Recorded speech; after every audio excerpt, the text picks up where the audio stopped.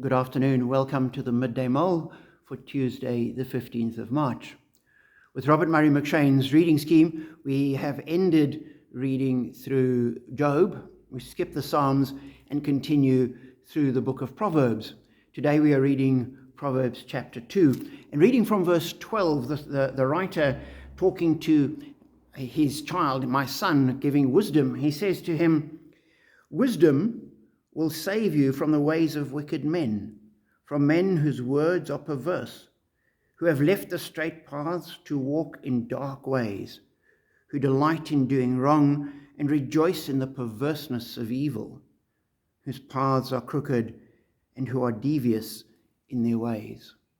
And as I read that, I thought, that is such an apt and good description of Vladimir Putin.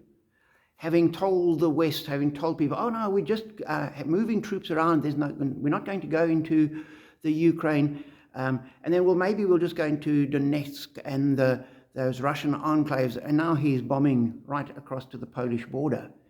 Clearly a wicked person, a person whose words are perverse, somebody who walks in the darkness, who cannot actually see the light, who delights in doing wrong. He thinks he's doing a good thing. He's so perverse, so corrupted, so far away from what is good and right that he can't see it. And I think there are a lot of people in Russia that probably have had the wool pulled over their eyes and think he's doing a good thing. He certainly has his support in Parliament and amongst the leadership of the military. There's a whole lot of people backing him up on this. And the writer says, if you seek after wisdom, and you find wisdom which is found in God, you will be protected from those people. Which doesn't mean that they won't affect us, but it does mean we'll be protected from their influence. We will see them for who they are, and we will avoid them. And we will say we will not have anything to do with them. And while it might be obvious in Vladimir Putin, I believe society is full of other people who are maybe not as blatantly evil, but whose ways are twisted and perverse. And so many people see them, oh, look how famous they are, look how many fans they've got, look how rich they are, look how good they are at such and such, look how big their company, how big their bank balance, whatever it might be, let me copy those people. And that is falling down.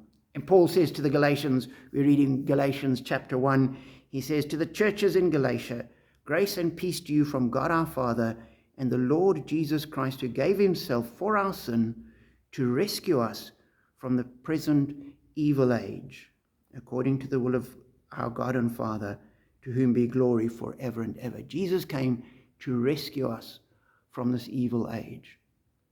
And so we're living in the midst of an evil age, and we see it writ large across the pages of the newspaper and on our TV screens. And we need to recognize that God knows it's evil. And we are called out of it. Although we're still in the world, we're not part of it. We don't identify with it. We are aligned differently. And as we do that, we can challenge the world for good. So be challenged, be encouraged, be blessed.